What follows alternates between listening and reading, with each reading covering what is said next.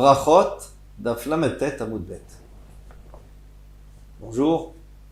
Donc nous allons reprendre en vitesse, puis faire un tout petit résumé sur la fin du Hamoud précédent pour comprendre le début de ce Hamoud. Donc on avait dit qu'il y avait trois avis par rapport à la bracha. Est-ce qu'on fait une bracha sur un morceau de pain ou il faut que ça soit un pain entier? Alors, Rabbi Chia Barashi lui disait, tu peux prendre un morceau de pain, tu fais la bracha dessus, il n'y a pas de problème. Rabbi Chia, tout court, lui disait qu'il fallait prendre un pain entier, mais comme il ne faut pas qu'il y ait d'interruption entre la fin de la bracha et le repas, donc on coupait pendant la bracha, vers la fin de la bracha, on coupe le pain, et il faut que quand on ait terminé la bracha, on a aussi terminé de couper le pain. Ça c'est la vie. Ah, mais ça se fait pas de couper le pain pendant qu'on fait la bracha. Si, puisque ça fait partie de la mitzvah, pour pouvoir manger le pain tout de suite. Et l'avis de Rava, on va fixer la halakha comme Rava, c'est ce que nous faisons, c'est qu'il faut attendre la fin. Il faut attendre la fin de la bracha pour couper. On ne coupe pas pendant la bracha, on coupe à la fin de la bracha. Pas seulement à la fin de la bracha, il faut attendre que les gens, si par exemple il y a des gens qui voulaient se rendre Yotzé, comme pour Shabbat, il faut qu'ils répondent à même parce que ça fait partie de la bracha, et après on coupe. Alors, maintenant on peut faire déjà le début là, et la marava, Mevarer, donc en haut de la page, Mevarer vachakra botsea.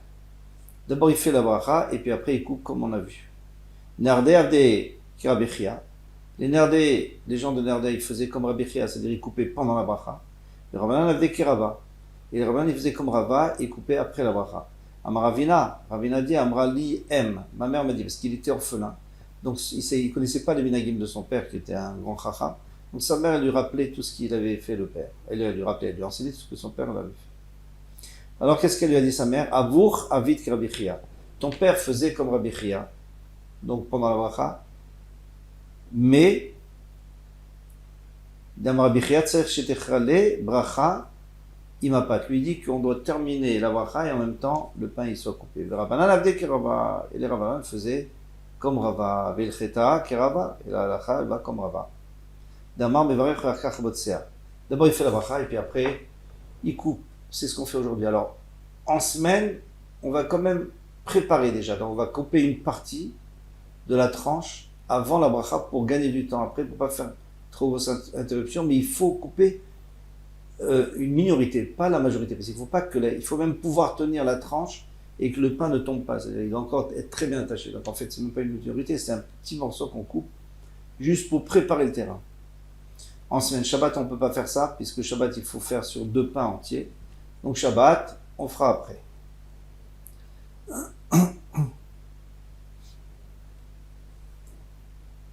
Itma, il a été dit au Beth Midrash, et viu lifneem petitim ou shlemin. Alors je vais faire une petite exception. Normalement, je donne toujours le pshat de Rashi. Ici, ça serait plus facile avec le pshat de Tosfot parce qu'il y a plusieurs couchottes sur le pshat de Rashi. C'est pas ça. Mais il n'y a pas une très grande différence. Alors il explique comme ça, petitim ou shlemin. Si quelqu'un lui présente un grand morceau de pain ou alors un petit pain entier, qu'est-ce qui est préférable? Amaravuna, mevarech ala petitim. Ou peut-être Hashlemim. Il peut très bien faire la bracha sur les petitines, sur le morceau, et après il mangera les shlemim, mais la bracha elle a été faite sur le morceau. Après, s'il veut faire sur l'entier, il peut faire sur l'entier aussi. Mitzvah minamufrar. Si tu prends celui qui est entier, c'est une meilleure mitzvah. Tu n'es pas obligé, mais c'est mieux de prendre celui qui est entier, même s'il est plus petit. Très bien. Aval proussa. Chez le chitin, mais maintenant si c'est un morceau de pain mais c'est du blé, mais celle qui est entier, le pain qui est entier, il est d'orge. Et c'est moins chachouf parce que dans la Torah on a dit d'abord le blé et après l'orge. Livré à Kol, d'après tout le monde, mais varech à la poussa, il doit faire sur la poussa. Même Rabbi Yochanan, il sera d'accord que lui, normalement il disait qu'on faisait sur l'entier, mais là on fera sur la poussa parce que c'est plus chachouf. Et là c'est plus une khumra, comme on disait avant, ici vraiment c'est obligatoire. Ou poter et hashlema shel seorim, et il rend patour, il rend quitte, l'ashlema et seorim qu'il pourra manger après. Amar Mirbarava, Ketanae. On m'a dit, ça a l'air qu'on a déjà vu ça chez les Tanaïm. Pourquoi? Tormin Batsel Katan, Shalem. Avalor Khatsi Batsel Gadol. Le Tanakama nous dit que si tu as un grand morceau d'oignon, d'un gros oignon, et un petit oignon entier, eh bien tu prends le petit entier, même si c'est moins bon. Parce qu'un gros oignon, c'est meilleur. Alors il dit, tu prends ça, pourquoi? Parce que Shalem, c'est toujours plus important. Très bien. Alors ça ressemble à ce qu'il avait dit Rabbi Yochanan. Rabbi Yehuda Omer, Loki, c'est pas ainsi. Et la Khatsi Batsel Gado, il faut prendre le grand parce qu'il est meilleur, donc la moitié du grand. Et ça a l'air plutôt comme Ravuna. Maïlav Be'akam Ipalgen, n'est-ce pas que c'est ça leur marloquette? Les Marsavar, il y en a un qui pense Chashuv Adif, ou Marsavar Shalem Adif. Un, il pense que le Chashuv, c'est-à-dire ce qui est meilleur, c'est préférable pour la bracha. Et l'autre dit, non, c'est celui qui est entier. La Gemara dit non, c'est pas du tout ça leur marloquette, du tout. S'il y avait un Kohen pas loin, qu'il a mal obligé des chachouv adif, c'est sûr qu'il faut lui donner tout, d'accord, qu'il faut lui donner ce qui est plus chachouv, c'est le morceau du gros oignon.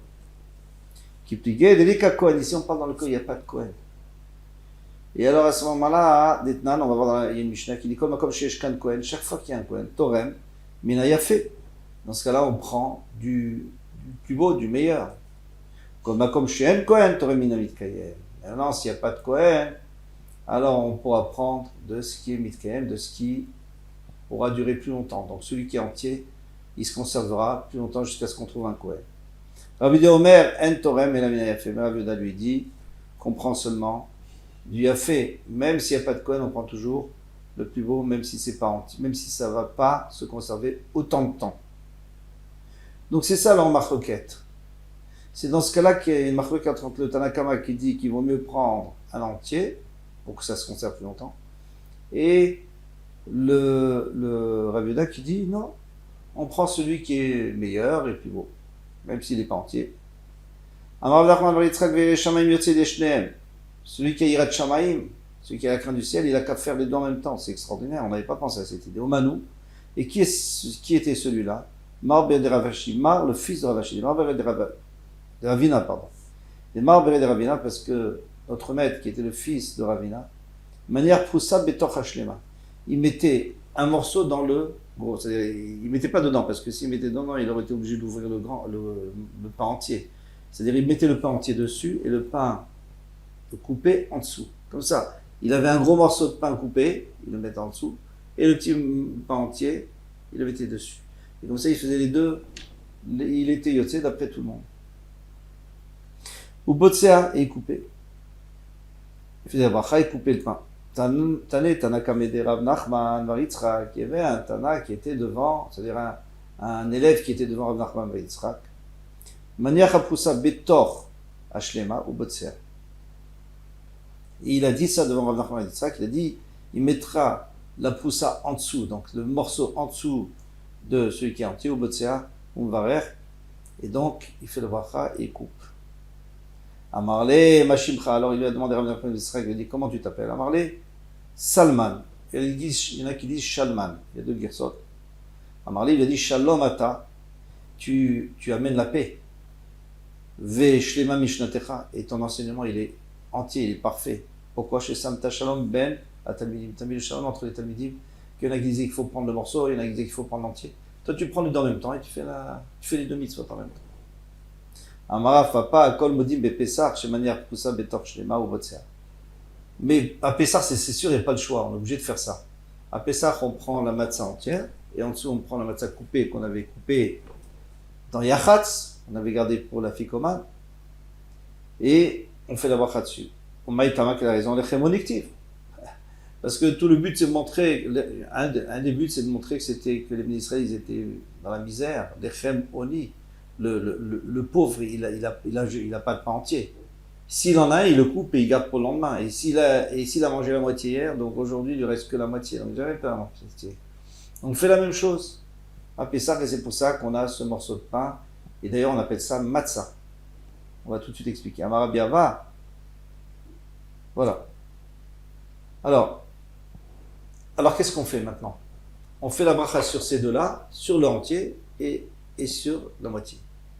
Mais maintenant, qu'est-ce qui se passe avec celle d'en dessous? Parce qu'il y en a trois. Il y a trois matzot. Celle d'au-dessus, c'est celle motzi, sur laquelle on fait motzi. Celle du milieu, c'est celle sur laquelle on fait alachilat matzah, parce que ça nous rappelle le pain du pauvre. Et celle d'en dessous, c'est le korer. On va le mettre avec le maror. On va le manger. Alors, d'après les Rishonim, par hasard, c'est tous des Ashkenazim, Rashi, Tosfot et le Rosh, eh bien on prend les trois matzot. Comme ça, on a déjà celle du milieu, c'est celle de matzah, bien sûr, l'echem-oni, le pain du pauvre. Mais on a aussi l'echem mishne, on a deux matzot entières, celle d'en dessous et dessus. On fait un motzi l'echem minaretz. Une fois qu'on a fait un motzi l'echem minaretz, on pose celle d'en dessous, on prend que les deux de dessus, et on fait alachilat matzah. D'après les deux, donc le Rif et le Rambam, on prendra que les deux dessus. Que les deux dessus. Et on fait dessus Motzi lechem minaretz, alachilat matzah. Et par contre, on va... C'est pas grave. C'est pas grave si on n'a pas deux entiers. Pourquoi? Parce que... Pourquoi on doit avoir deux entiers? Parce qu'il y a écrit que le vendredi recevait 2 fois plus de manne. Un pour vendredi, un pour Shabbat. Donc on prend l'echem mishne. On fait en zecher pour rappeler qu'on avait déjà préparé Shabbat. Vendredi Hachem, il pensait à nous donner suffisamment pour Shabbat. Donc on fait l'echem mishne. Mais ça, c'est un Shabbat normal ou une fête normale. Mais à Pessah, où l'essentiel, c'est l'echemoni, le pain de misère. Donc à ce moment-là, ça compte comme l'echem mishne. C'est pas grave s'il n'est pas entier. Il faut qu'il soit pas entier. C'est mieux. Voilà comment, après chacun fait d'après son minag, et c'est pas parce que il y a 3 Rishonim qui ont dit comme ça et 2 qui ont dit comme ça ne veut pas dire qu'il n'y a pas une multitude de minagim. Alors on termine le Hamoud. Amaravashi Chazidan le Rav Kahana Denakit Tate.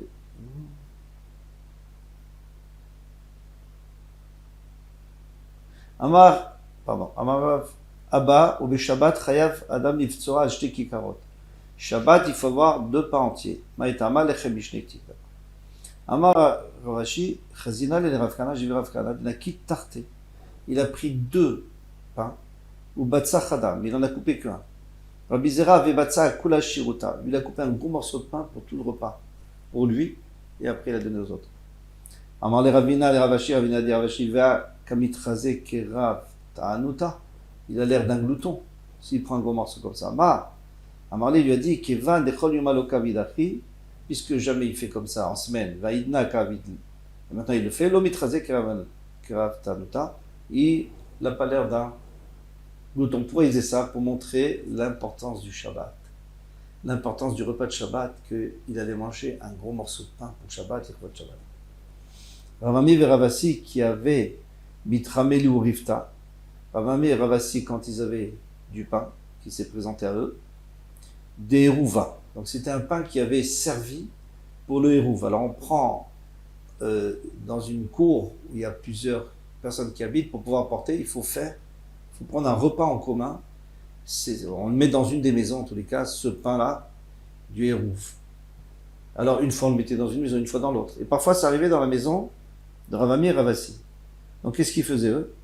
C'est-à-dire le manger Shabbat. On a le droit de manger Shabbat parce qu'à partir du moment où Shabbat est rentré, c'est bon, on peut porter, on peut même manger le pain. Donc ils faisaient un motzi lechem minaretz. Dessus, après il disait Oil vitavid be mitzvah chada, puisqu'on a déjà fait une mitzvah. Navid be mitzvah charité. Maintenant on fera une autre mitzvah. On a fait la mitzvah de Hérouv, maintenant on fera la mitzvah de Amotzi lechem minaretz, de faire la souda de Shabbat dessus. Voilà pour ce Hamoud. Chazak u'Baruch, Kol Tov.